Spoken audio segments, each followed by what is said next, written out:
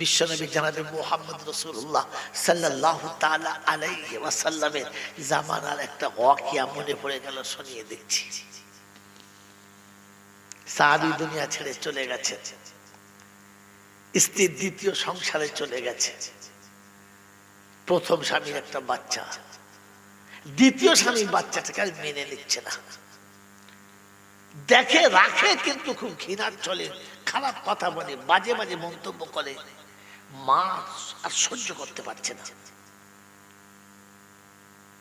রাতে শুয়ে শুয়ে চিন্তা করছে, কাল সকালে তো ঈদের দিন, এই বাচ্চাটার হাত ধরে নিয়ে যাওয়ার মতো কেউ নেই। ও আমার কাছে অভিমান করবে যে আমি কার হাত ধরে গায়ে ময়দানে যাব, কিন্তু আমার এই স্বামী তো নিয়ে যাবে না।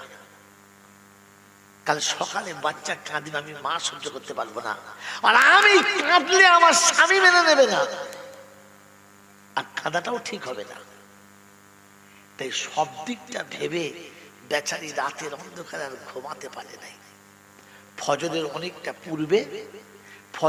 অনেকটা পূর্বে বাচ্চাটাকে আস্তে করে ঘরের বাইরে এনেছে, এনে তাকে সুন্দর করে যেমন তার ক্ষমতায় ছিল সাজিয়েছে।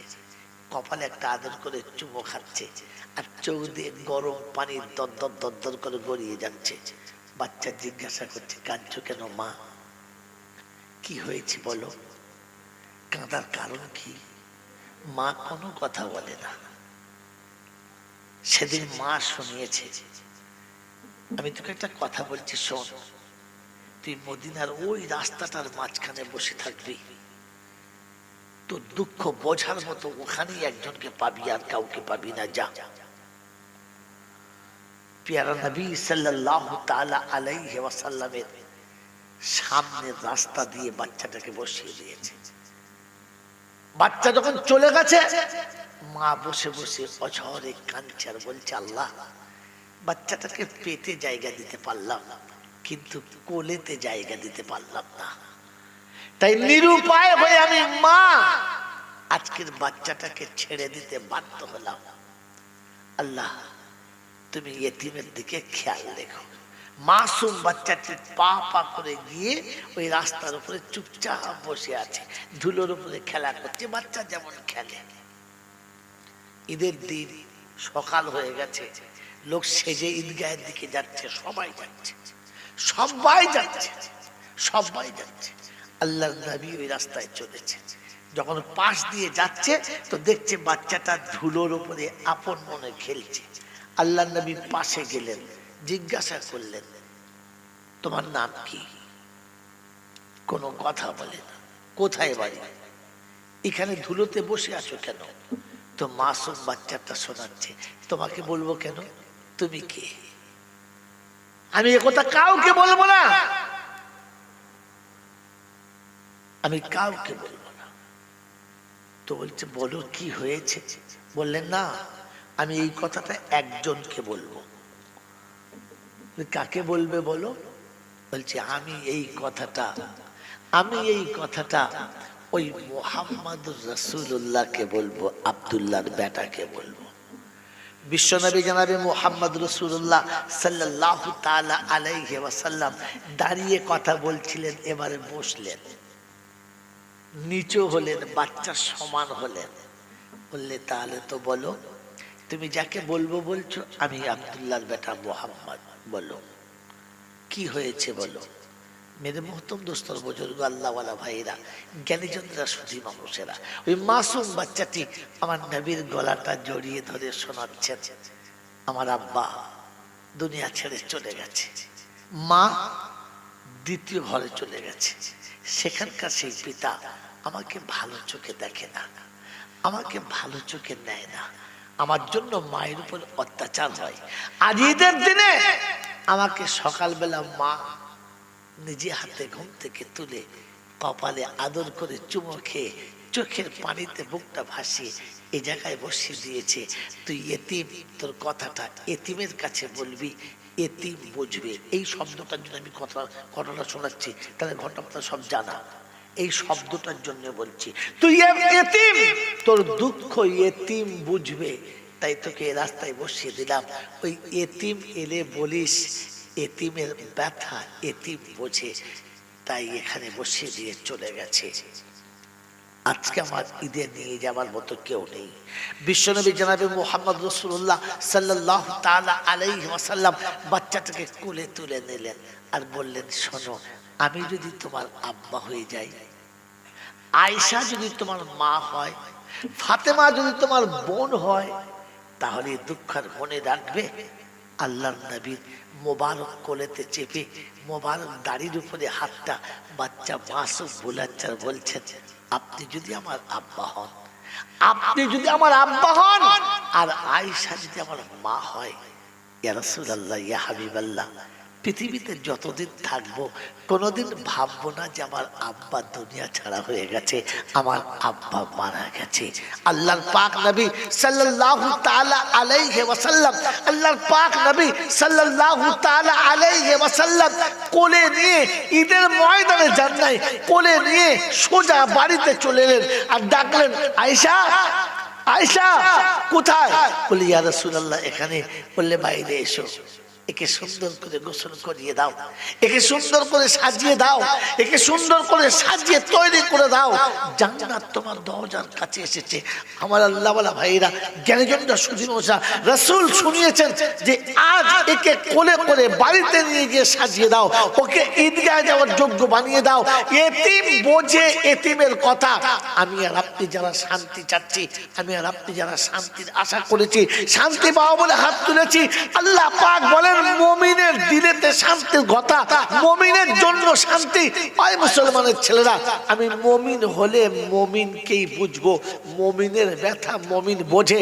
আর যে বাচ্চাগুলো এখানে আছে, কারো মা নেই, একটু আগে শুনছিলাম এতিম বাচ্চা, কারো বাপ নেই, কারো ঘরেতে খাবার আছে কিনা জানি না, আজ সবগুলো এখানে পড়ে আছে এতিমের মতো, অসহায়ের মতো, যাদের সময় মতো হয়তো ভালো খাবার হয় না, যেমন রান্না হয় তেমন খায়, কখনো পেট ভরে আর কখনো পেট ভরে না। আমার আপনার নজরে কোনোদিন পড়েছে যে এতিমগুলোকে তুলে নিয়ে একবার কোলের কাছে বসাই, এতিমগুলোকে তুলে নিয়ে একদিন কোলের কাছে বসাই, এতিমগুলোকে সাথে নিয়ে একদিন মেহমানদারি করাই? ইয়া রাসূলুল্লাহ, ইয়া হাবিবাল্লাহ, আপনি ঈদের দিনে এতিমকে নিয়ে আপনার ঘরে খানা খাইয়েছেন, আপনার বিবির হাতে খাইয়েছেন, আপনার বাচ্চার হাতে সাথে সাথ দিয়েছেন। আজ আমি একটা এতিমকে কোলে করে নিয়ে ঘর যাব, এরকম তামান্না কোনোদিন জেগেছে? এখান থেকে একটা এতিমকে নিয়ে যাব আর বলে যাব, এই এতিমটা যতদিন পড়বে তার জিম্মেদারি আমার। মুসলমানের ছেলে, শুনে রেখে দেন, মাদ্রাসার এতিম বাচ্চাদেরকে যারা কোলে নিয়েছে, সারা পৃথিবী দেখেছে এতিমকে কোলে নিয়েছে, আল্লাহ পাক বলে, আমি ওকে কি সওয়াব দেবো জানো? আমার রাসূলকে কোলে নিলে যে সওয়াব হয়, অতটাই সওয়াব দেবো। বলুন সুবহানাল্লাহ। বাবাজি, পৃথিবীর কোন এতিমকে কোলে নিলে সব থেকে বেশি আমার আল্লাহ খুশি হয়, কারণ আল্লাহ তার হাবিবকে এতিম করেছেন, আর উম্মত এতিম হলে তাকে কোলে নিলে রাসূলের কোলে নেওয়ার সওয়াব। বন্ধুরা, সুযোগ, সারা জীবন নাতি কোলে নিয়েছেন, পোতা কোলে নিয়েছেন, ছেলের বাচ্চাকে কোলে নিয়েছেন, মেয়ের বাচ্চাকে কোলে নিয়েছেন, বান্ধবীর বাচ্চা কোলে নিয়েছেন, নেকি পাবেন, কতটা পাবেন আমি জানি না, তবে কোনোদিন কোন এতিমকে কোলের কাছে বসিয়ে যদি মাথায় একবার হাতটা বুলিয়ে থাকেন, তো বন্ধু শুনে রেখে দেন, আমার রাসূলের মাথার উপরে হাত বুলানোর সওয়াব পাবেন। এই সুযোগ, এই সৌভাগ্য বুদখালীর লোকেদের তকদির এসেছিল, ভাগ্যবান নিয়েছে, নাফরমান নিতে পারে নাই, সরে গেছে। আমার বন্ধুরা, আমার আল্লাহওয়ালা ভাইরা, আমার জ্ঞানীজনেরা, বুদ্ধিজীবী বন্ধুরা, আমার সোনামণি মায়েরা, বোনেরা, আমি আর আপনি মনে রেখে দিই, বিশ্বনবী জনাবে মুহাম্মদ রাসূলুল্লাহ সাল্লাল্লাহু তাআলা আলাইহি ওয়াসাল্লাম বলেন যে এতিম আর অসহায়কে কোলের কাছে বসিয়ে নিয়েছে জান্নাতের বাগানে, আমি আর সেরকম পাশাপাশি থাকবো, দুজনের মাঝখানে কোনো ফাঁকা থাকবে না, আমি আর সে দুজন পাশাপাশি থাকবো। দুটো আঙুলকে তিনি উঁচু করে দেখিয়ে বলেছেন, এই দুটো আঙুলের মাঝখানে যেমন আর কিচ্ছু থাকে না, ঠিক তেমনি আমার আর তার মাঝখানে কোনো পর্দা থাকবে না। লা হিজাবা বাইনা ওয়া বাইনা উম্মতি, আমার আর আমার উম্মতের মাঝখানে কোনো পর্দা থাকবে না। যে এতিমকে কোলের কাছে বসাবে, এই খবর মদিনার জমিনে যেদিন হয়ে গেছে, এই খবর আগমন মদিনার জমিনে যেদিন হয়েছে সেদিন মদিনার সমস্ত গরিব আর মিসকিনের লিস্ট হয়ে গেছে। প্রত্যেকে চেয়েছে একটা এতিম পাশে রাখবো, একটা গরিব পাশে রাখবো। সবাই তৈরি, সবাই একটা করে নিয়েছে। চাঁদ ঝুলানো হয়ে গেছে, নামের পাশে নাম এসে গেছে। হযরত ওমর ফারুক রাদিয়াল্লাহু তাআলা মনে মনে ভাবলেন সবাই নামের পাশে থাকবে, আমি থাকবো না, আমিও একজনকে সাথে নেবো। ছুটে গেলেন, গিয়ে দেখলেন সব নাম কভার হয়ে গেছে, সব এতিমের পাশে একজন করে নাম এসে গেছে, কোনো জায়গা ফাঁকা নেই। লিস্টের তলাতে দেখলেন একটা নাম লেখা আছে খুব সরু করে, তার পাশে কারো নাম নেই। উনি বললেন আলহামদুলিল্লাহ। এ বাবাদের জান্নাতি হওয়ার নমুনা শুনেছিলাম, এ দেখুন বললেন আলহামদুলিল্লাহ, একটা সুযোগ পেয়েছি এতিমকে ভালোবাসা। আজ আপনাকে বাসন্তী যেতে হবে না, ক্যানেন যেতে হবে না, মোস্তার হুজুরের ওখানে যেতে হবে না, ওই ঘুটিয়ালে যেতে হবে না, তালদে যেতে হবে না, চাম্পাটে যেতে হবে না, আপনাকে আর কোনো জায়গায় ধোসায় যেতে হবে না। আপনার দরজার কাছে সুযোগ এসেছিল, দরজার সামনে সে চান্স এসেছিল। বিশ্বনবী জনাবে মুহাম্মদ রাসূলুল্লাহ সাল্লাল্লাহু তাআলা আলাইহি ওয়াসাল্লামের ও সুন্নাত আপনার দরজার কাছে এসেছিল। আল্লাহর নবীর কথা শুনে ওমর ফারুক তৈরি হলেন, এতিমটাকে আমি খানা খাওয়াবো। যারা বসে আছেন ভাগ্যবান শুনে নেন। ফজরের নামাজ পড়ে তাসবিহ পড়তে পড়তে পা পা করে ওই ভদ্র মহিলার দরজার কাছে চলে গেছে। আর কি আওয়াজ দিচ্ছে, আসসালামু আলাইকুম ওয়া রাহমাতুল্লাহি ওয়া বারাকাতুহু। ভিতর থেকে আওয়াজ দিচ্ছে, ওয়া আলাইকুমুস সালাম। কে বাবু, এত সুন্দর করে সালাম দাও, এত সুন্দর কণ্ঠস্বর তোমার, এত মধুর স্বরে সালাম দাও, কে তুমি, কি খবর বলো? আর তোমার ফারুক বাইরে থেকে বলে, আমি খাত্তাবের বেটা ওমর এসেছি। মা আপনার ঘরের দরজাটা খুলে দেন, বাসি বিছানাটা তুলে দেব, ঘরটা একটু ভালো করে ঝাঁট দিয়ে দেব, আপনার সারা দিনের সংসারে যা পানি লাগে পানির ব্যবস্থা করে দেব, আপনার কি কি কাজ আছে, বাসি থালা বাটি আছে ওগুলো ধুয়ে মুছে পরিষ্কার করব, আপনার খিদমতটা আমাকে করার সুযোগ দিন, আপনার খিদমতটা আমি করে দেব। আজি জান্নাতের বাগানে রাসূলের পাশে থাকার জন্য এতিমের ঘর ঝাড় দিতে গেছে ওমর ফারুক। এতিমের ঘর, মিসকিনের ঘর, বৃদ্ধা মহিলার ঘর ঝাড় দেবে, বিছানা তুলবে, তার থালাবাটি ধুয়ে দেবে। কিছু মনে নেবেন না, আমরা যারা বসে আছি আল্লাহ আমাদেরকে কবুল করুক, বলুন আমিন। জীবনে কখনো বলেছি মা খেয়ে বাসনটা রেখে দাও আমি ধুয়ে দেবো? মা রাতে খেয়ে, বৃদ্ধ মানুষ রাতে খেয়ে একটু শুয়ে গেছে, বাসনটা ধোয়া হয় নাই। সকালে উঠে বিবি তো পরের বেটি, কি বলতে কি মন্তব্য তার ঠিক নেই, তাই বিবি ঘুম থেকে ওঠার আগে উঠে তাড়াতাড়ি করে মায়ের ওই এঁটে বাসনটা আর বাটিটা ভালো করে ধুয়ে এমন জায়গায় রেখেছি যে যেন বিবি আমার মাকে কোনো কথা না শোনায়, এরকম ভেবে কোনোদিন একদিন ধুয়েছি বাসনটা? হ্যাঁ, মাথায় টুপি দিয়ে আর মুখে দাড়ি দেখে নেমো খারামের মতো চার দোকানে বসে বসে বাঁধদামও করেছি, আর ফেরেশতা তোমার জন্য জান্নাতের বাগান লিখছে। তুমি শান্তি চাইছো? ছ্যাবলামো করার জায়গা পাও নাই?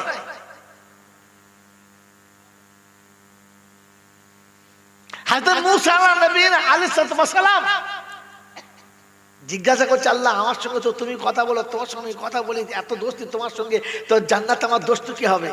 তো বলছে কসাই। বলছে কি মন যা মন তাই বলো, মজা করা আমার সঙ্গে? বলছে না রে, তোর দোস্ত হবে কসাই।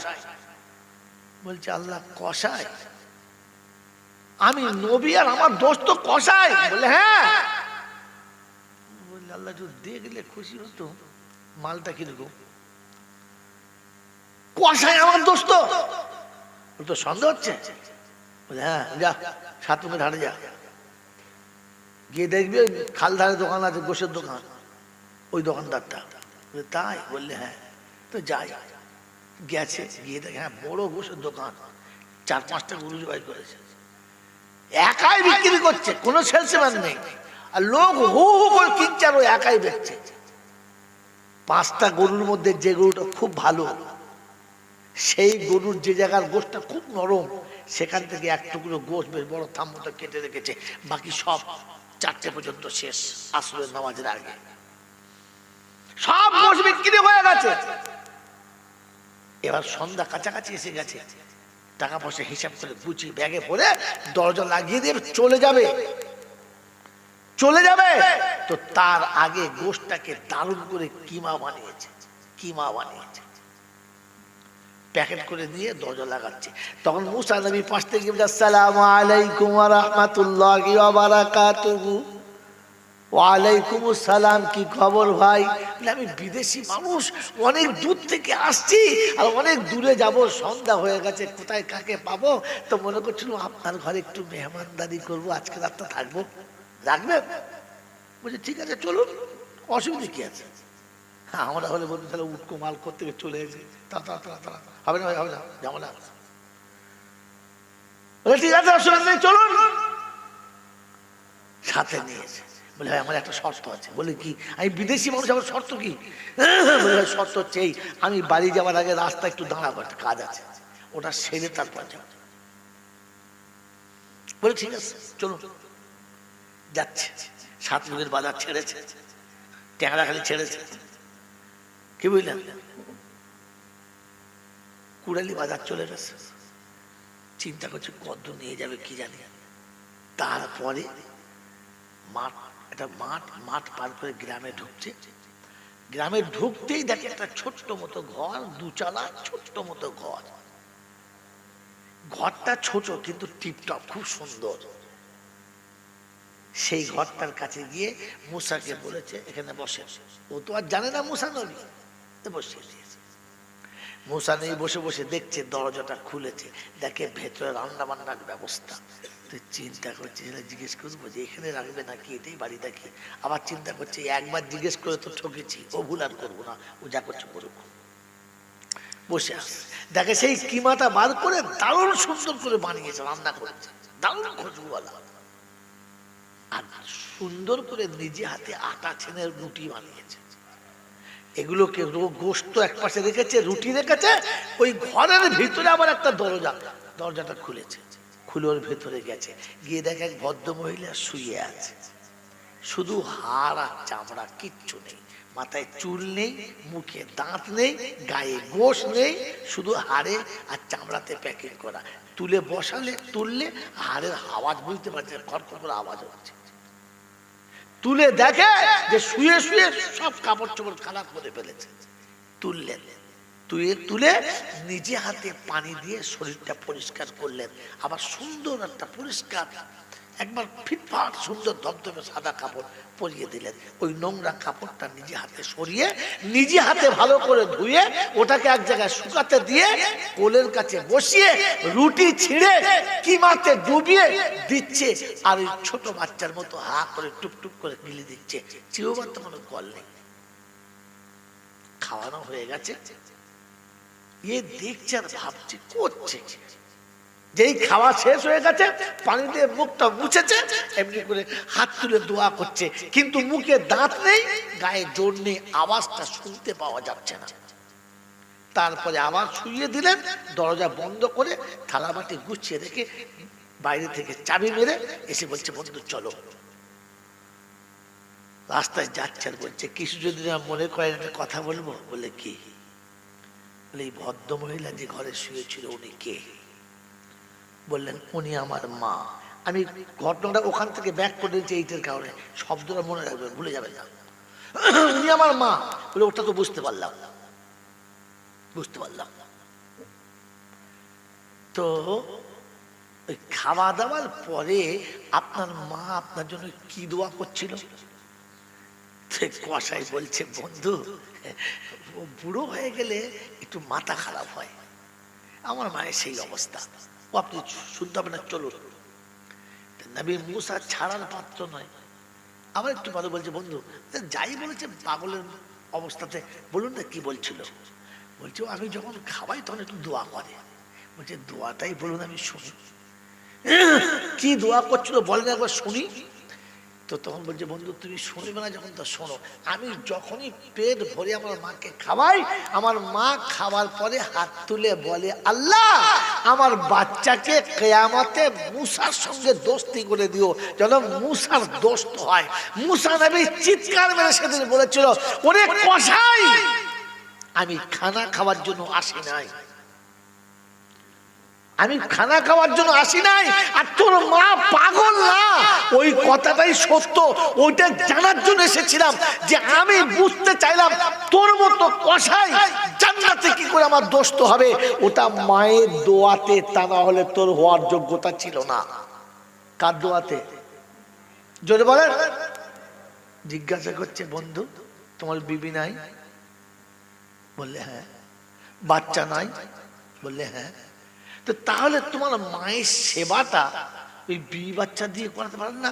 বলছে না, মাটা আমার। এই শব্দটা বলার জন্য আমি এই ঘটনা শোনাচ্ছিলাম। মাটা কার? আমার। আমি ঘুম থেকে উঠে প্রতিদিন সকালে এসে মায়ের কাছে বসি, সারা রাতের নোংরা কাপড়টা পরিষ্কার করি, আমি নিজে হাতে মাকে পরিষ্কার করি। নোংরা কাপড়গুলো খুলে দিয়ে ভালো কাপড় পরাই, মাকে শোয়াই। নোংরা কাপড়গুলো নিজে হাতে কেচে শুকুতে দিই, মাকে চা পানি নাস্তা খাওয়াই। তারপরে বাড়ি গিয়ে মুখ ধুয়ে নাস্তা খেয়ে বাজারে যাই। বাজারে যতবার গরু করি, যেটা সব থেকে ভালো গোশত মার জন্য ওটা বার করে নেই, কিমা বানাই, নিজে হাতে মাকে খাওয়াই, মাকে পরিষ্কার করি। এই জন্য বিবিকে বলি না সে পরের বেটি, যতটুকু করবে আমার ভয়েতে করবে। আর আমার মাকে সে পরিষ্কার করতে গিয়ে কখনো সে ঘৃণা করবে, কখনো সে ভালো মনে নেবে না, কখনো হয়তো মায়ের উপরে কোনো খারাপ ভাষা ব্যবহার করবে। আমার মায়ের দিকে তাকে কেউ নোংরা কথা বলুক আমি পছন্দ করি না। ওটা আমার মা, আমি পরিষ্কার করব, পরের মেয়েকে দিয়ে করাতে চাই না, কারণ ওটা আমার মা। কি বাবাজিরা, মায়ের দোয়ার সাথে থাকলে কসাই নবীর দোস্ত হয়। আপনি আল্লাহর ওলি হবেন আর এমনি করে? জীবনে কোনোদিন কোনো সময় মনে হয়েছে যে আমার বিবি কোনো খারাপ মন্তব্য করার আগে মায়ের কাজটা আমি করে দিই? কথা বলে না। মনে হয়েছে? মনে হচ্ছে? মেরে মোহতম দোস্তর বুজুর্গ, আল্লাহওয়ালা ভাইরা, জ্ঞানীজনরা, সুধী মানুষেরা, আমার সোনামণি মায়েরা, বোনেরা, আমার আল্লাহওয়ালা ভাইরা, এই জন্যে আজকে দিনেতে শুনিয়ে দিচ্ছি, খুব ঠান্ডা মাথায় শেষের সময়তে, এত শীতে এই কষ্টা করে বসে আছেন, আল্লাহ আপনাদের বসাকে কবুল করুক, বলুন আমিন। জোরে বলুন আল্লাহুম্মা আমিন। এই জন্য শোনাচ্ছিলাম আমার বন্ধুরা, আমার আল্লাহওয়ালা ভাইরা, মা যখন বিছানায় শুয়ে আছে, মা যখন অচল হয়ে গেছে, মা যখন খানা খাওয়া হয়ে গেছে, মায়ের খানা খাওয়ার পরে যে বাসনটা হয়তো মা সময় মতো ধোয় নাই, মা পরিষ্কার করে দেয় নাই, মাকে পরিষ্কার করা হয়তো কষ্ট হয়েছে, পারে নাই, তো আমি উঠে মায়ের পেটেরটা ভালো করে ধুয়ে দেবো, বা মা রেখে দেন আমি ধুয়ে দেবো। কখনো মনে হয়েছে? কখনো মনে হয়েছে? আমার বাবাজির, আমার সোনার চাঁদ বন্ধুরা, আমার সোনামণি মায়েরা, বোনেরা, কারণ আপনার আমার জানা হয় নাই, আপনার আমার বোঝা হয় নাই, আপনার আমার দিলেতে বসে নাই যে আমার মা আমাকে কোন জায়গাতে এনে রেখেছে, আর আমি মাকে পেয়ে কি সম্পদ পেয়েছি, এটা আজও আপনার আমার বোঝা হয় নাই। আজও আপনার আমার বোঝা হয় নাই যে মা সারাটা জীবন ধরে আপনাকে আমাকে এমনি করে মানুষ করেছে। একবারও কখনো বসে ভাবি নাই যে এই মাকে আমি কোন জায়গাতে আমার রাখার কথা, আর আমি কোথায় রেখেছি। আমার বন্ধুরা, আমার আল্লাহওয়ালা ভাইরা, কারণ এই সুন্নাত থেকে আপনি দূরে, এরকম আমল থেকে আপনি দূরে, এই কোরআন থেকে আপনি দূরে। আল্লাহ পাক শুনিয়েছিল পৃথিবীর কার সাথে কি ব্যবহার করবি জানি না, কিন্তু আমি আল্লাহ শুনিয়ে দিচ্ছি তোর মায়ের সঙ্গে ব্যবহারটা ভালো করিস। তাই আমার শেষ ফয়সালা রব শোনাচ্ছে, আমার ফয়সালা পৃথিবীর কোনো মাস্টার ডাক্তারের না, পৃথিবীর কোনো ব্যারিস্টার মিনিস্টার না, পৃথিবীর কোনো উচ্চ শিক্ষিত বন্ধু না, ফয়সালা রবের। কার ফয়সালা?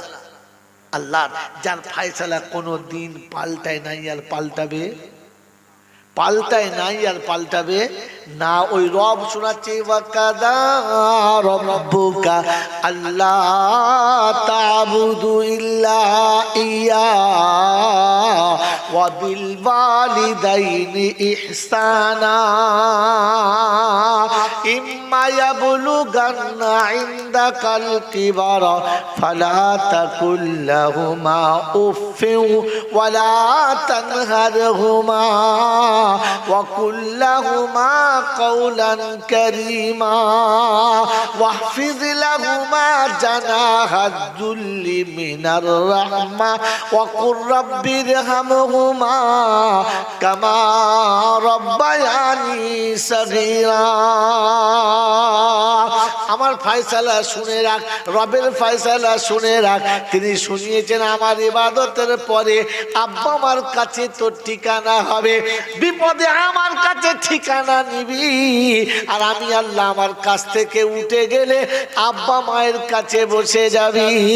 পিতা মাতার কাছে বসেছে যারা, আমি আল্লাহ আমার পাশে বসার মতো মর্যাদা পাবে তারা, আমার কাছে বসার মতো সওয়াবের অধিকারী তারা। আল্লাহ পাক শুনিয়ে দিয়েছি ওয়াবিল ওয়ালিদাইনি ইহসানা, তোর পিতা মাতার সঙ্গে মুহাব্বতের ব্যবহার করবি, কোনোদিন নারাজ হবি না। ১৭ রকমের আবদার করেছো, মা নারাজ হয় না। ১৭ রকমের বায়না ধরেছো, আব্বা নারাজ হয় না। নিজে না খেয়ে তোকে খাইয়েছে, নিজে না খেয়ে তোকে খাইয়েছে, নিজে না পড়ে তোকে পড়িয়েছে, নিজে না সেজে তোকে সাজিয়েছে, কোনোদিন নিজের কথা ভাবে না। মুসলমানের ছেলে যে জিন্দেগিতে তোমার কথা ভাবতে ভাবতে বুড়ো হয়ে গেল, কখনো নিজের কথা ভাবলো না। ওর সাথে একটু ভালো ব্যবহার করিস, কোনোদিন যেন কষ্ট দিস না। কি গো বাবাজিরা, আপনার আর আমার আব্বার মায়ের একটা স্বপ্ন ছিল কি ছিল না? ছিল তো। কিন্তু যেদিন আপনি আমি পেটে এসেছি, আব্বার স্বপ্ন আর ছিল না, শেষ হয়ে গেছে। সব টার্গেট শেষ। এখন দুজনের একটা টার্গেট কি, আমার সন্তান ভবিষ্যতে কি করে উঁচু হবে, আমার সন্তান কি করে সমাজে সবার উপরে হবে, আমার সন্তান কি করে ১ নম্বরে থাকবে। এই ফিকির করতে করতে করতে করতে জীবনটা শেষ। হ্যাঁ না বলেন? আজকে জলসা হলো, রাত ১২টা ১টা বেজে গেছে, মানুষ ভাঙছে, ভেঙে যাচ্ছে, চলে যাচ্ছে। যাক, যে কোনটা আছে জলসা হয়ে গেলে, দোয়া খায়ের হয়ে গেলে, নামার পরে যেই বুজুর্গ থাকবে, যেই বক্তা যাবে, একটু মুসাফা করব, এরকম মনে আশা আছে তো? হ্যাঁ না বলেন না? হ্যাঁ, বক্তা যদি বেশ জোরালো হয় আর বেশ নামি দামি হয়, তো বক্তা যখন স্টেজ থেকে নামবে, যারা বসে আছে তারাও লাইন দেবে, হুজুর একটু মুসাফা করবো, আসসালামু আলাইকুম। মনে হয় না? হয় না? কি মনে হয়? করি তো, করি না? করি না? কি মুসাফা করি তো, কিন্তু কি পাবেন আমি জানি না। মুসাফা করে জান্নাতের দরজা যদি খুলতে চান, নোকটা বলে দিচ্ছি, নেন আর চলে যান। টাইমও শেষ, আমার কথাও শেষ। মেরে মোহতরম দোস্তর বুজুর্গ আল্লাহওয়ালা ভাইরা, আল্লাহ পাক শুনিয়েছিল ওয়াহফিজ লাহুমা জানাহাদ যুল্লি মিনার রাহমা। যত আলেম আছে সবার হাতে মুসাফা করুন, যত বুজুর্গ আছে সবার হাতে মুসাফা করুন। কিন্তু আজকে যাওয়ার সময় বলে যাচ্ছে, আমার কথা মনে করুন, যখনই দেখবেন কোনো বুজুর্গের হাতে মুসাফা করবেন, কোনো বড় আলেমের হাতে মুসাফা করবেন, দেখবেন কি সুন্দর নরম, হাতটা সফট, হাত দিলে মনে হবে তুলতে মন যাচ্ছে না, ছোট বাচ্চা ছেলের হাতের মতো। হাতে মুসাফা করে হাত ছাড়াতে মন যাচ্ছে না। আবার কেউ দেখুন মুসাফা করতে করতে চুমো খেয়ে দিয়েছে। হ্যাঁ না বলেন? মোহাম্মতে, ভক্তিতে হ্যাঁ না বলেন না? আপনি খেয়েছেন, ভালো করেছেন, আমি খারাপ বলবো না। কিন্তু আপনার একটা কথা বলছি, শোনেন। আজকের জলটা শুনে যাচ্ছেন, কাল সকালে বাড়ি গিয়ে যদি মুসাফা করে জীবনের নেকিটা ফেরাতে চান, জিন্দেগিটাকে পরিবর্তন করতে চান, তো কাল সন্ধ্যাবেলা হোক কিংবা কালকে সকালবেলা যখনই খুশি ফাঁকা পাবেন, আব্বা কোথাও আছে কিংবা কোথাও থেকে বাড়ি এসেছে, প্রথম ছুটি গিয়ে আব্বাকে সালাম দেবেন, আসসালামু আলাইকুম। সালাম দিলেন, এরপরে বাপের হাতে হাত দিয়ে মুসাফা করবেন। যখন হাত দিয়ে মুসাফা করবেন, তখন বুঝবেন ওই বুজুর্গের হাতে হাত দিলাম, কি সুন্দর নরম, কি সুন্দর সফট, মনে হচ্ছে না হাত তুলতে মন যায় না। আর কার হাতে হাত দিয়েছি, মনে হচ্ছে যেন কাঠে হাত দিয়ে নেই, ফাটা ভাষায় হাত দিয়েছি। কি জি আমার বাপের হাত কিরকম, একবার সে ফাটা মাছের মতো খড়খড় খড়খড় খড়খড় করছে। আপনি মোসাফা করবেন, মোসাফা করার পরে হাতগুলো দেখবেন একদম সেই লাল হয়ে আছে, আর মাঝে মাঝে ঘেঁটা পড়ে গেছে, কালো কালো দাগ হয়ে আছে। তো মোসাফা করে আর একবার বলবেন, আব্বা এই তোমার এই হাতটা এরকম কি করে হলো, আব্বা এরকম কেন হলো তোমার হাতটা? যখন বাপের হাতের দিকে তাকিয়ে জিজ্ঞাসা করবি না, তখন দেখবি বাপের চোখ দুটো লাল হয়ে গেছে। বলবে, বেটা গরিবের সংসারে সময় দুমুঠো খাবার মতো খাবার ছিল না, তাই বাধ্য হয়ে লোকের ঘরে সারা জীবন নাঙল ধরেছি, লোকের বাড়ির চাষের কাজ করেছি, কখনো কোদাল ধরেছি, কখনো মুঠেগিরি করেছি, কখনো তোর জন্য ক্যানিং নদীতে নৌকায় দাঁড় মেরেছি, কখনো তোর জন্য আমি তোর সুখের জন্য আমি ইঞ্জিন ভ্যান চালিয়েছি, কখনো ঠেলা ঠেলেছি। ওই ঠেলতে ঠেলতে আর চলতে চলতে ওই কাঠের নাঙলের মুঠেটাকে ধরে চালাতে জীবন চালাতে চালাতে গোটা হাতে দাগ হয়ে গেছে। একবারও ভাবি নাই যে আমার নরম হাতটা কিরকম দাগ হয়ে গেছে। আমার বন্ধু, বাপ যখন এই কথাগুলো শোনাবে না, তখন আস্তে করে বাপের ওই ঘেঁটা পড়ে যাওয়ার শক্ত হাতের উপরে একবার চুমো খেয়ে নেবেন। আপনি চুমো খেলে বাপের চোখটা লাল হয়ে যাবে, বাপের চোখটা লাল হবে, আর দেখবি আদর করে বুকে জড়িয়ে নেবার বলবে, থাক তোকে আর চুমো খেতে হবে না বাবা, আমার আল্লাহ তোকে সুখে রাখবে। মেরে মহতরম বুজুর্গ, আপনি যখন বাপের ওই হাতটায় চুমো খাবেন না, তখন ফেরেশতারা আপনার এই ঠোঁটের উপরে নাম লিখতে শুরু করবে যে এটাই জান্নাতে যাওয়ার রাস্তা খুলেছে। মেরে মহতরম বুজুর্গ, অনেক আলেমান আমাদের পা টিপেছেন, অনেক বুজুর্গদের পা টিপেছেন। আজ বলে দিচ্ছি, বাড়িতে গিয়ে একবার বৃদ্ধা মা যেখানে শুয়ে আছে, যে মা শীতের রাতে আমার পায়ে সর্ষের তেল না দিয়ে ঘুমাতো না, যে মা বর্ষার দিনে আমি সারাদিন খেলা করে বাড়ি ফিরেছি, ঘুমিয়ে গেছি, মাথার কাছে বসে কপালে হাত দিয়ে দেখেছে ছেলেটা ঠান্ডা লেগে জ্বর আসে নাই তো, তাই কপালে একটু সর্ষের তেল দিয়ে দিয়েছে, কখনো গলাতে সর্ষের তেল দিয়ে দিয়েছে, কখনো পায়ের তলাতে সর্ষের তেল দিয়ে মালিশ করে দিয়েছে। যতক্ষণ পর্যন্ত আমি না ভালো করে ঘুমিয়েছি, ততক্ষণ হতভাগী ঘুমাই নাই। ওই মায়ের পাটা একবার আস্তে করে তুলে দেখবে কতটা নরম, মনে হবে যেন আল্লাহ মাফ করুক, উড়িষ্যার গরুর মতো পায়ের তলায় লাল মারা আছে, এতটা শক্ত। মায়ের পাটা টিপো আর মায়ের পা দুটো টিপতে থাকো, দেখবে মায়ের চোখ খুলে গেছে। আর যখনই মায়ের চোখ খুলে গেছে, লাফিয়ে উঠে পড়বে আর তো কেন আমাকে জড়িয়ে বুকের ভেতর নিয়ে বলবে, আব্বা তুই কেন আমার পা টিপছিস? আমার বন্ধু, মনে রেখে দিই, তখন মনে হবে না যে অর্ধেকের বেশি দাড়ি পেকে গেছে। মায়ের একবারও মনে হবে না যে আমার ছেলেটা বুড়ো হয়ে গেছে। মায়ের একবারও মনে হবে না যে এত বড় ছেলেটা কোলে নেওয়া যাবে না, আমাকে তোকে জড়িয়ে বুকের ভেতরে দিতে চাইবে। আমার বন্ধু, ওই সময়তে মায়ের কোলের কাছে বসে মায়ের পা দুটো হাত দিয়ে দেখবেন যে চারিদিকে, মায়ের পায়ের চারিদিকে 52 ফালের ট্রাক্টর চালালে যেমন মাটি ধরে যায়, মায়ের পা গুলো ফেটে ওই রকম চৌচির হয়ে গেছে। মায়ের পায়ে হাতটা রেখে একবার জিজ্ঞাসা করো, মা তোর এই পা দুটো এতটা ফেটেছে কেন, এতটা এরকম ফাটা শক্ত কেন? তো সেদিন দেখবি মায়ের চোখের কোণে পানি আসবার বলবে, শোন, ওই বিয়ের পর থেকে আজ পর্যন্ত এক জোড়াই চপ্পল কিনেছি, আর কোনোদিন কিনে নাই। যখনই মনে হয়েছে কোনো যাবো চপ্পলের দরকার পড়েছে, দোকানে গেছি, জুতো পছন্দ হয়েছে, নিতে গেছি, আর মনে হয়েছে সামনে মাসে বাচ্চাটার টিউশনে পয়সা দিতে হবে, কোথায় পাবো আর কি করে দেবো, জুতোটা দোকানে রেখে দিয়ে চলে এসছে আর বলেছি পরে এসে নিয়ে যাব, আর কোনোদিন নিয়ে যাওয়া হয় নাই। শীতের দিনেতে খালি রাস্তার উপরে, ভাঙা ইটের উপরে, ভাঙা পাথরের উপরে হেঁটেছি খালি পায়ে, কখনো বর্ষার দিনেতে কাদার উপরে চলেছি তো খালি পায়ে, গোটা জীবনটা খালি পায়ে চলেছি, একবারও চপ্পল কেনা হলো না। একবার মায়ের পা দুটো ধরে চুমো খেয়ে জিজ্ঞাসা করে যে, মা আমার মতো হতভাগা সন্তানকে মানুষ করতে গিয়ে জীবনে একজন জুতো পরার সময় হলো না, জীবনে একজন জুতো তুমি পরতে সময় পেলে না, সেদিন শোনাবি আমার সোনার চাঁদাম্বারে তোদের সুখের জন্য করেছি, তোরা সুখে আছিস, আমি তাতেই খুশি, আমার চপ্পলের দরকার লাগবে না, আমার বিনা চপ্পলে গোটা জীবন চলে যাবে। আমার বন্ধুরা, আমার আল্লাহওয়ালা ভাইয়েরা, আমার জ্ঞানীজনরা, সুধী মানুষরা, আমার সোনামণি মায়েরা বোনেরা, রাব্বেতুল জালাল বলে রেজাল ওয়ালিদ আল্লাহ, তোর আব্বা যখন তোর উপর রাজি হয়ে গেছে, তোর মা তোর উপর রাজি হয়ে গেছে, আমি আল্লাহ গেছি, আর আমি আল্লাহ যখন রাজি হয়ে গেছি, তোকে আমার পেয়ারা বান্দাদের খাতায় নামটা লিখে দিয়েছি। শান্তি অটোমেটিক নামতে বাধ্য, কারণ আমি আল্লাহ আমার মুমিন বান্দাদের শান্তির জন্য ফয়সালা করেছি।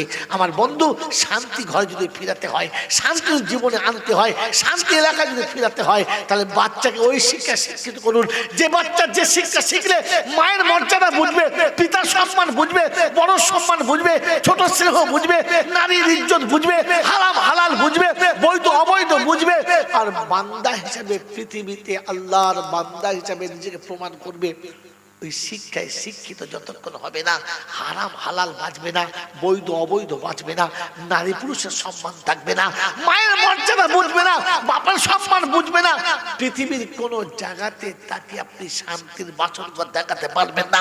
তার অট্টালিকা বাড়ি হবে, ভেতরে অহংকারের আগুন জ্বলবে, মার্বেলের বাড়ি হবে, কিন্তু ভেতরে এসি থাকবে, শান্তি থাকবে না। আমার বন্ধুরা, আমার আল্লাহ ভাইরা, জ্ঞানীজনরা, সুধী মানুষরা, এজন্য শুনিয়ে দিয়ে চলে গেলাম। এই শান্তির কারখানা, এ শান্তির কারখানা, এ শান্তির আড়ত, এ শান্তির কারখানা কি আমরা মরণ পর্যন্ত পিঠ দিয়ে বাঁচিয়ে রাখবো ইনশাআল্লাহ। চেষ্টা করবেন ইনশাআল্লাহ, করবেন ইনশাআল্লাহ। এখান থেকে সকালে উঠে আপনি বিছানায় শুয়ে আছেন, জীবনে কখনো জানেন না আপনি বিছানায় শুয়ে আছেন, আর আপনার মাদ্রাসার বাচ্চাগুলো সকালে ফজরের নামাজ পড়ে সূরা ইয়াসিন পড়ে আল্লাহর কাছে হাত তুলেছে, রব্বি আল্লাহ, গোটা গ্রামবাসীকে তুমি সুস্থ রাখো, গোটা গ্রামবাসীকে তুমি ভালো রাখো, আল্লাহ তোমার বান্দাদেরকে তুমি নেক আর সৎ বানাও। রব্বে জুল জালাল বলে, ওই মাসুম সকালে উঠে সূরা ইয়াসিন পড়ে যাদের জন্য দোয়া করেছে, সন্ধ্যাবেলায় মাগরিবের পরে যারা সূরা ওয়াকিয়া পড়ে, সূরা মুলক পড়ে দোয়া করেছে, আমি মাসুমদের ওসিলা করে সবাইকে ক্ষমা করে দিয়েছি, সবাইকে মাফ করে দিয়েছি। এত বড় সুযোগ, এত বড় সম্পদ হাতের কাছে পেয়ে হেলায় হারাচ্ছে যারা, সব থেকে বড় হতভাগা তারা, সব থেকে বড় বদনসিব তারা, আর ভাগ্যবান হলো তারা সময় অসময়ে এদের সাথে সম্পর্ক সুমধুর রেখে জীবন গড়েছে যারা, সব থেকে ভাগ্যবান হলো তারা। তাই আজকে জলসার এটুকুই শুনে দিয়ে চলে গেলাম।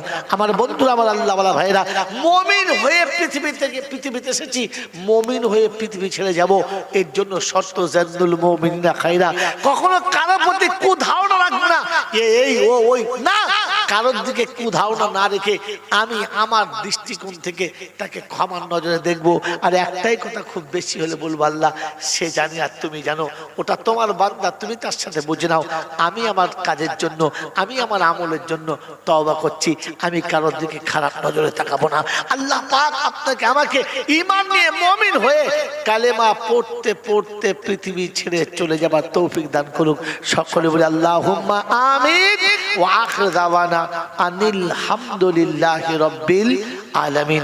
মেরে মোহতরম দোস্ত বুজুর্গ, আল্লাহ ওয়ালা ভাইরা, জ্ঞানীজনরা, সুধী মানুষরা, পৃথিবীর কেউ নিক বা নাই নিক, পৃথিবীর কেউ চাক বা নাই চাক, পৃথিবীর কারোর কাছে ভালো লাগুক বা না লাগুক, এ বিল্ডিং, এ কারখানা, এ আমাল, এ আমানত আল্লাহর কাছে পেয়ারা, রাসূলের কাছে পেয়ারা, আল্লাহ এবং রাসূলের কাছে পেয়ারা, ওটাই হলো পেয়ারা, আর বাকি সবগুলো পেয়ারা। আল্লাহ আপনাকে আমাকে কমপক্ষে মাদ্রাসার সঙ্গে সুসম্পর্ক রাখার, নিজের সন্তানদেরকে মাদ্রাসা পর্যন্ত নিয়ে আসার, আর নিজেকে মাদ্রাসার কাছে সঁপে দেওয়ার তৌফিক দান করুক। বলুন আমিন। জোরে বলুন আল্লাহুম্মা আমিন। আপনাদেরকে শেষ কথা শুনিয়ে দিচ্ছি 1 মিনিটে। যদি কোনো মানুষ, আমরা শিক্ষিত হই আর মূর্খ, ধনী হই আর গরিব, ভালো বাংলা লেখাপড়া জানি আর না জানি, এই বাবজি শুনে রাখেন, যখন কোনো বাড়িতে গিয়ে, যখন কোনো দোকানে গিয়ে, যখন কোনো বাড়িতে গিয়ে, যখন কোনো জায়গাতে গিয়ে দেখি যে লেখা আছে আপনি সিসি ক্যামেরার তলায় আছেন, ঘুমিয়ে গেছে, ঘুমিয়ে গেছে, নেই তো কি ও হবে, ওর ভালো হবে, ওরা বলে বলবো না, ও হাত ধরে সব বন্ধ হয়ে যাবে, ওরগুলো সব বন্ধ হয়ে যাবে। দাঁড়ান দাঁড়ান,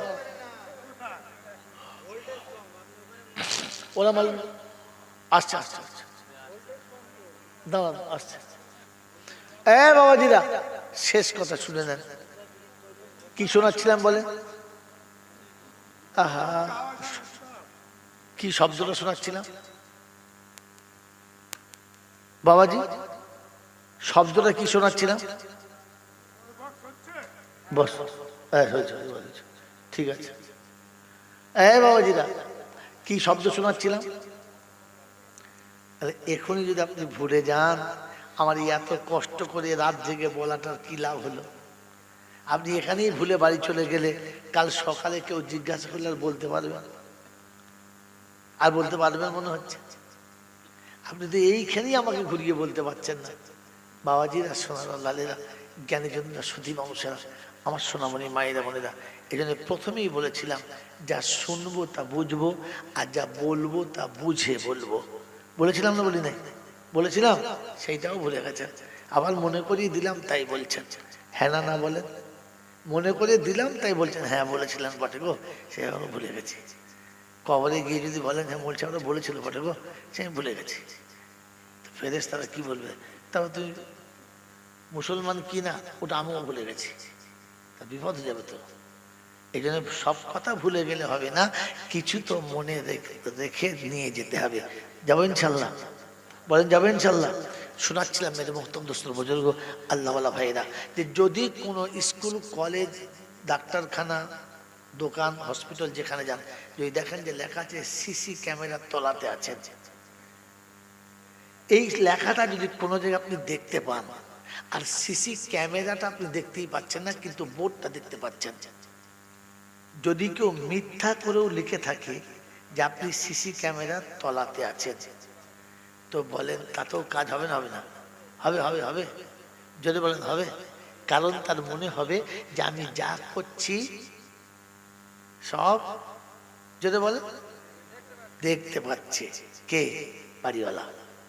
আমি কোথায় কি করছি এটা কি, যদি বলেন, রেকর্ডিং হচ্ছে। সিসি ক্যামেরায় যেটা উঠছে মানে ওটা রেকর্ডিং হচ্ছে। আপনি এখন করেছেন, ও যদি মনে করে তো 24 ঘন্টা পরেও দেখে নেবে আপনি কি করেছেন। কথা বুঝেছেন? তো বলেন, যদি বুঝতে পারেন যে সিসি ক্যামেরার তলায় আছেন, তো আপনার হাত অন্যায় দিকে যাবে? যাবে? যেতে গিয়েও ঘুরে আসবে, হ্যাঁ না বলেন? আপনার পা অন্যায় পথে যাবে?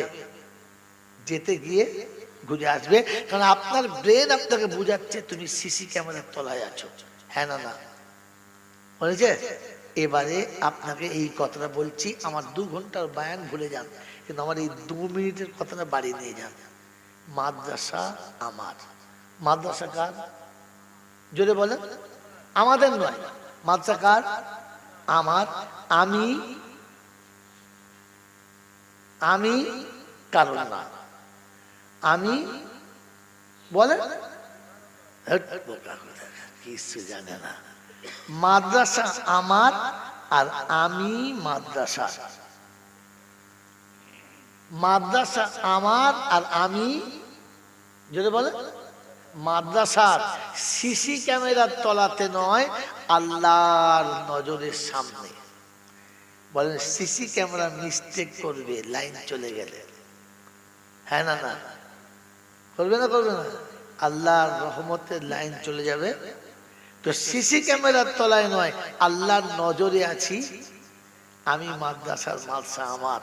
এটা যেন মনে থাকে যে আপনি, আমি সব থেকে বড় সিসি ক্যামেরার তলায় আছি, সেটা আল্লাহর রহমতের নজরের তলায়, যেখান থেকে এক বিন্দু সরে যাওয়া সম্ভব না। মনে থাকবে ইনশাআল্লাহ? মনে থাকবে ইনশাআল্লাহ? তাহলে আপনি অন্যায় পথে যেতে গিয়ে ফিরে আসতে পারবেন, হাত বাড়িয়ে টেনে নিতে পারবেন, কারণ আপনার মনে হবে যে আমি সিসি ক্যামেরার তলায় আছি। আল্লাহ আপনাকে আমাকে এই রহমতের ভান্ডারের তলায় থেকে নিজেকে মুমিন হয়ে যাওয়ার তৌফিক দিন। বলুন আমিন। ওয়া আখির দাওয়ানা আলহামদুলিল্লাহি রাব্বিল আলামিন। দুরূদ শরীফ পড়ুন। আল্লাহুম্মা সাল্লি আলা সাইয়্যিদিনা মাওলানা মুহাম্মদ ওয়া আলা আলি সাইয়্যিদিনা মাওলানা মুহাম্মদ। ছোট্ট করে মাসার জন্য দোয়া করে নেই, বাকি কথা সকালে। বিসমিল্লাহির রহমানির রহিম। আলহামদুলিল্লাহি রাব্বিল আলামিন والصلاة والسلام على سيد الأنبياء والمرسلين وعلى آله وأصحابه أجمعين ربنا تقبل منا إنك أنت السميع العليم وتب علينا إنك أنت التواب الرحيم ربنا إننا سمعنا مناديا ينادي للإيمان أن آمنوا بربكم فآمنا ربنا فاكتبنا مع الشاهدين মৌলাই হাকিম দুটো হাত তোমার দরবারে তুলেছি অতীত জীবনের গুনাহগুলোকে মাফ করে দাও চলাতে বলাতে ওঠাতে বসাতে হাসিতে কান্নাতে আনন্দে নিরানন্দে ত্রুটি বিচ্যুতি বেয়াদবি যা কিছু হয়ে গেছে সমস্ত ভুলগুলোকে মাফ করে দাও আয় আল্লাহ হাতের গুনাহ পায়ের গুনাহ চোখের গুনাহ মুখের গুনাহ দিল দিমাগের গুনাহ হৃদয়ের পরিকল্পিত সমস্ত গুনাহগুলোকে মাফ করে দাও আয় আল্লাহ ইয়া আল্লাহ বাকি জীবনটুকু তোমার গোলামির জন্য তুমি আমাদেরকে কবুল করে নাও আয় আল্লাহ সন্ধ্যা থেকে ওলামারা যা কিছু বলেছে যে যেমন পেরেছে বলেছে আল্লাহ তুমি যাকে যেমন বলিয়েছ বলেছে আমি গুনহেগার এতক্ষণ পর্যন্ত যা কিছু বললাম আয় আল্লাহ দয়া করে মেহেরবানি করে আমাদেরকে আয় আল্লাহ আপনি কবুল করে নেন আল্লাহ তোমার রাসূলের কারখানার জন্য 10,000 20,000 5,000 2,000 1,000 200 100 500 যে যা পেরেছে দিয়েছে আয় আল্লাহ 4-4টে বাচ্চার মাথায় পাগড়ি চাপিয়ে দেওয়া হয়েছে আয় আল্লাহ বাচ্চা কজনা যত তেলাওয়াত করেছে আর যারা দাতারা দান করেছে সমস্ত সওয়াবটুকু সোনার মদিনায় আমার নবী পাকের রওজা মোবারকে পৌঁছে দাও এ আল্লাহ দয়া করে মেহেরবানি করে আল্লাহ খাস করে আম্মা জান খাদিজাতুল কুবরা রাদিয়াল্লাহু তাআলা আনহার রূহ মোবারকে সওয়াব খানা পৌঁছে দাও तमाम नबीन सिद्दीकीन सालिहीन उलामाए दीन मुफस्सिरीन गौस कुतुब पीर पैगम्बर वली अब्दाल उस्ताद मशाइख मोमिन मोमिना যারা চলে গেছে আল্লাহ সকলের আরওয়াহ মুবারকে সওয়াব খানা পৌঁছে দাও আল্লাহ আমাদের মা বাপ দাদা দাদি নানা নানি আত্মীয় স্বজন পাড়া প্রতিবেশী ভাই ভগ্র মাতা কুল পিতা কুল শ্বশুর শাশুড়ি কুল যারা চলে গেছে রে মাবুদ অন্ধকার কবরে যারা ঘুমাচ্ছে নীরব নগরে যারা ঘুমাচ্ছে আল্লাহ আব্বা মায়ের কবর তুমি জান্নাতের বাগান বানিয়ে দাও সারাটা জীবন লাঞ্ছনা গঞ্জনা যন্ত্রণা অপবাদ সহ্য করেছে সন্তানকে এক বিন্দু বুঝতে দেয় নাই আল্লাহ সব আঁচলে ঢাকা দিয়ে সরিয়েছে এরকম মায়ের জীবনের যত ভুল আছে তোমার রহমতের আঁচলে তুমি ঢাকা দিয়ে দাও মাবুদ আমরা এতিম ছেলেরা হাত তুলেছি মা নেই আব্বা নেই দাদা দাদি নানা নানি কেউ নেই আল্লাহ নিরুপায় হয়ে তোর কাছে হাত তুলেছি রে মাবুদ আমাদের টুটা ফাটা দোয়াকে কবুল করে আমাদের জন্মদাতা পিতা কখনো একবেলা খেয়েছে কখনো খায়নি সারাটা জীবন যুদ্ধ চালিয়ে আমাদেরকে রেখে চলে গেছে মাবুদ আব্বার কবর জান্নাতের বাগান বানিয়ে দাও মাবুদ আব্বাদের কবর জান্নাতের বাগান বানিয়ে দাও আয় আল্লাহ এই মাসটা চালাতে গিয়ে কত লোকের কাছে কত লাঞ্ছিত কত লোকের কাছে কত অপমানিত কত ভাবে কত জায়গাতে পরাস্ত, তবুও তোমার বান্দা হাল ছাড়ে নাই, ধরে রেখেছে। মাবুদ, আমরা বান্দা, আমাদের ভুল হবে, তুমি আমাদেরকে ক্ষমা করে দাও।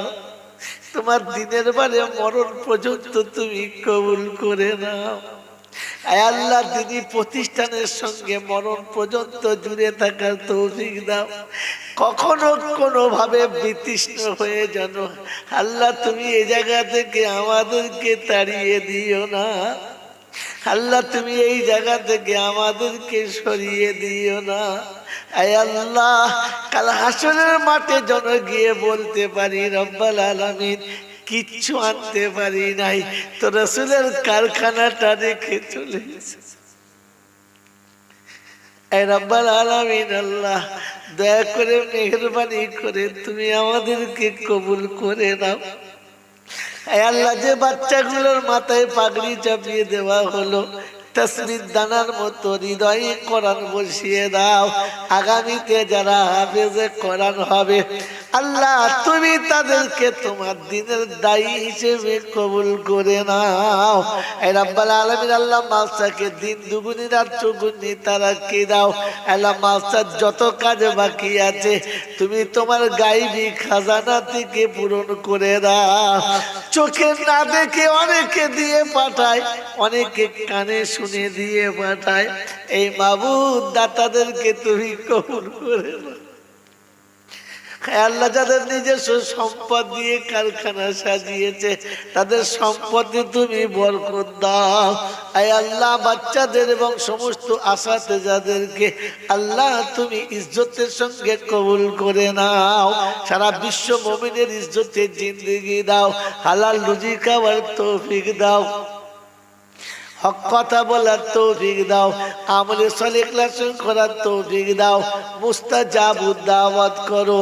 অন্তিম কালে দুনিয়া থেকে যাওয়ার সময় কলমা নসিব করে দাও। আয় রব্বাল আলামিন আল্লাহ, আয় আল্লাহ, তুমি আমাদের উপরে রাজি হয়ে যাও। আমরা গুনেহগার বলে নারাজ হইও না, আমরা নাফরমান বলে নারাজ হইও না। মাবুদ, তুমি নারাজ হলে আমাদের কোনো ঠিকানা থাকবে না। আল্লাহ, আমাদের দিকে না তাকিয়ে তোমার হাবিবের উম্মত হিসেবে তুমি আমাদের কবুল করো। মাবুদ, আমাদেরকে কবুল করে নাও। ربنا آتنا في الدنيا حسنة وفي الآخرة حسنة وقنا عذاب النار وادخلنا الجنة مع الأبرار يا عزيز يا غفار يا رب العالمين اللهم ارحمنا قبل الموت وراحة عند الموت ومغفرة بعد الموت ولا تحاسبنا يوم القيامة إنك على كل شيء قدير سبحان ربك رب العزة عما يصفون وسلام على المرسلين والحمد لله رب العالمين.